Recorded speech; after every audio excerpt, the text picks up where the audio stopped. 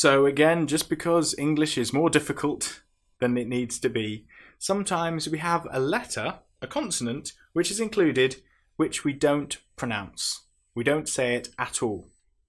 It's just there to look good.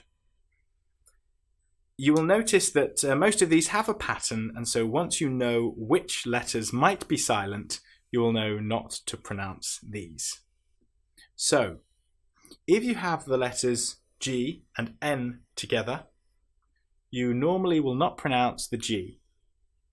And one example might be gnat or a line. If you have the letters K, N together in that order, again you probably won't pronounce the K. A common example will be knife. It just starts with the sound N, knife. Another one that you might come across is when you have L, M together. An example might be palm. In this case, the L, you will notice, is not pronounced at all.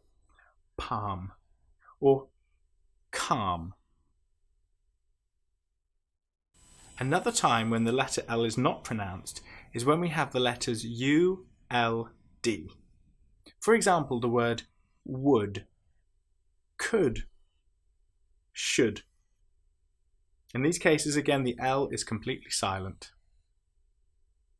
The letters B and P can sometimes be shown as well, but not pronounced. The B can sometimes come after the letter M.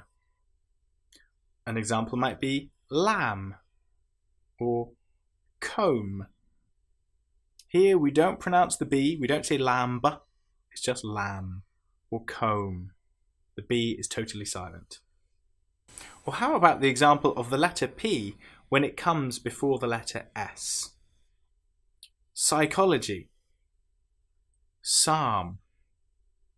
Here we don't pronounce the P at all. We just pronounce the S sound. Psychology, psychiatry. The P is completely silent. Sometimes the letter W will appear before the letter R. Right, wreck. This shows that the letter W is completely silent. It's just the R sound that we produce in these cases. Another common example is when you have WH together. Some very common words have this combination of letters. For example, what, which, where. In these cases, the H sound doesn't exist. Now, in some parts of England, they will say what, which, and where. But that's not common. The common way is just to pronounce the W sound.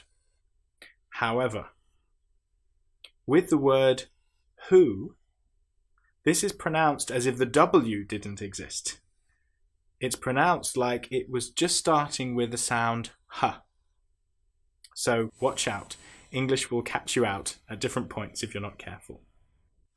Now, the most famous and the most difficult of these letter combinations is the combination GH. This is famous because it can be pronounced in whatever way you like, almost, it would seem. Let's take a few words and we'll show you how this can be pronounced in very different ways. Ghost. The letter H, as you'll notice, doesn't sound at all. Tough. In this example, the GH sounds like the F sound. It's the same with cough. In the next example, the sound disappears completely. Bow. Through. Thorough. I'm afraid that these you simply have to learn one by one. The GH sound is famous for having lots of different ways to pronounce it. So sadly, with this particular example, you will probably have to learn these examples on an individual basis.